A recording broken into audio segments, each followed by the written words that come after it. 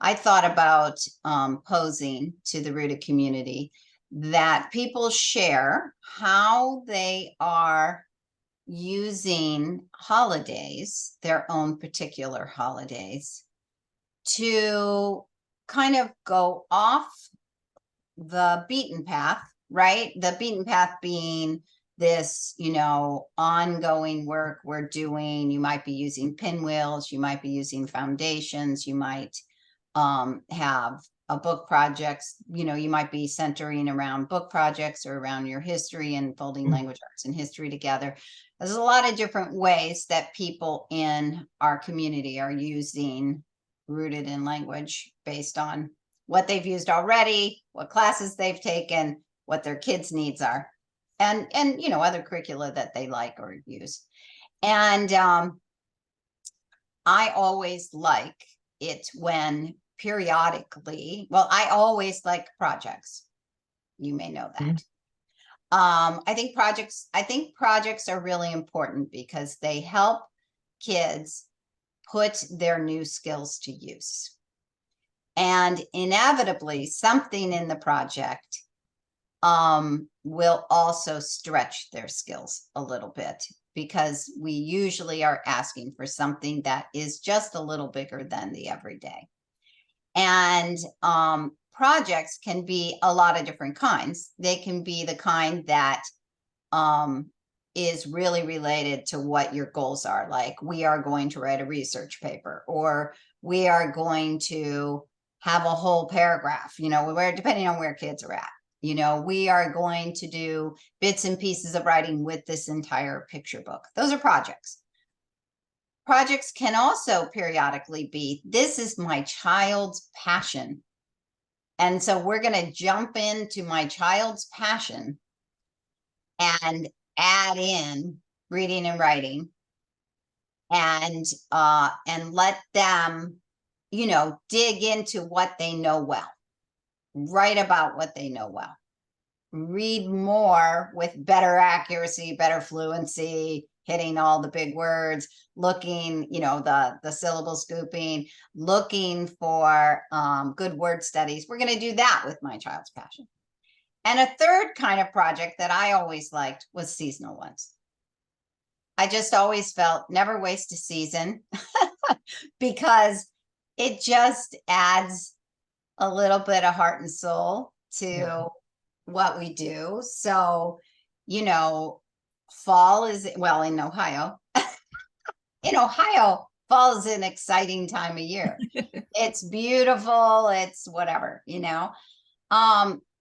for foodies like my family, Thanksgiving is a favorite holiday. If you are in the US, we celebrate Thanksgiving. I think in Canada, they celebrated Thanksgiving in October, so we missed that. And some of us celebrate Christmas, some celebrate Hanukkah, some celebrate is it Ramadan? That's in the December months, those general months.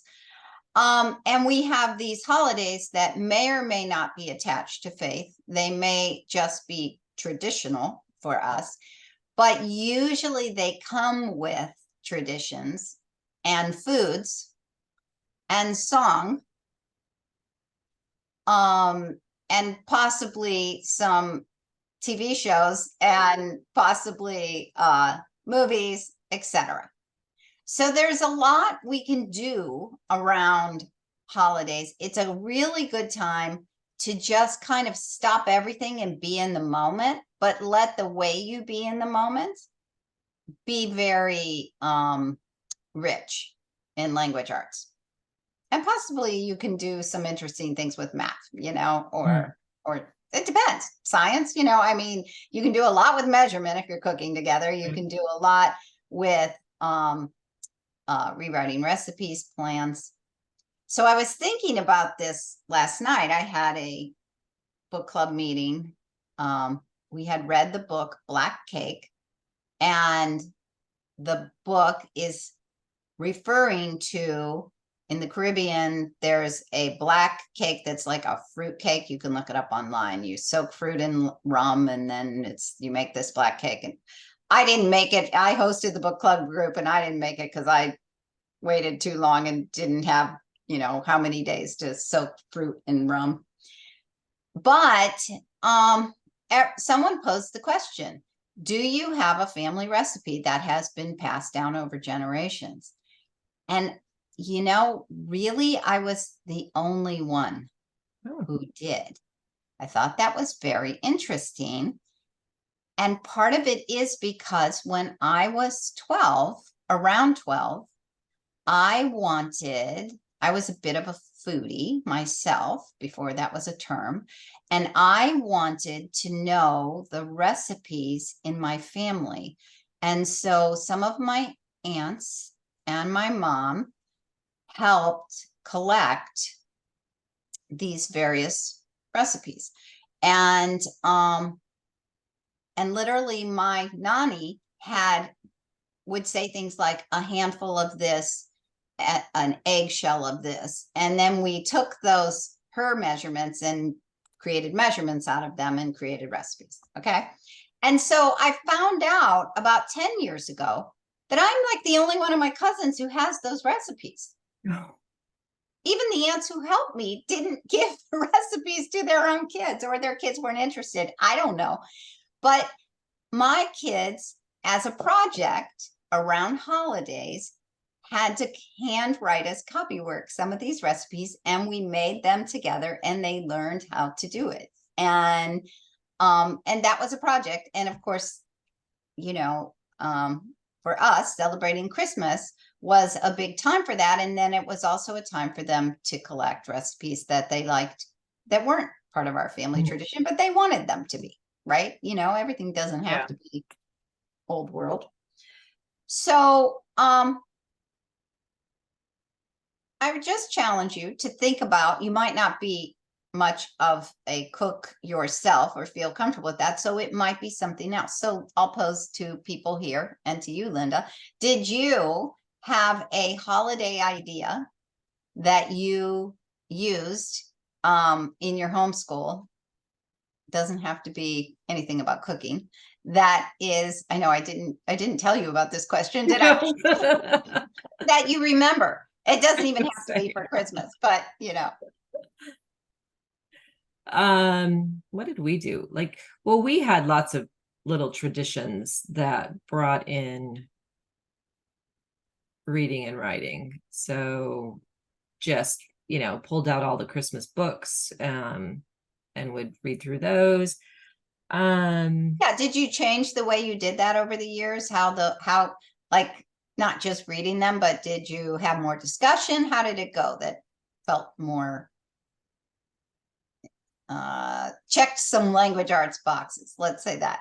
I'm sure over time it went from me reading them to the kid. I think the kids would then choose their favorite one.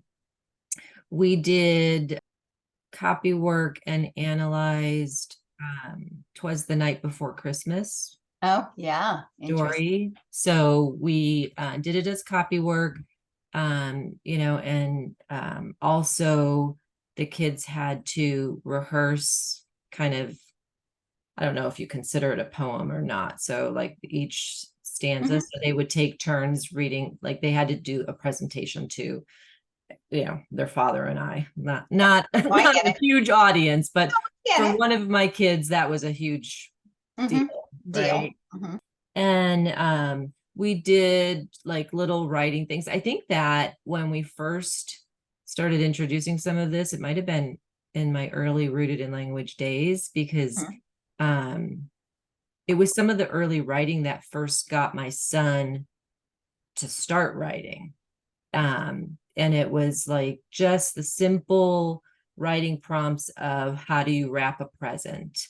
Yes. Or, just those little things. Or I think at Thanksgiving we did, I think this was your suggestion even, what is your Thanksgiving dinner and what is your ideal Thanksgiving dinner? Yes. Let me tell you, major differences between what my kids get to eat, what we prepare, which we don't actually, it prompted change. We don't even prepare a traditional Thanksgiving dinner anymore, because none of my family, and we're, we don't have an extended family here in California, so it really is mostly just us. None of my family want that kind of traditional dinner, so we do something different now because of that.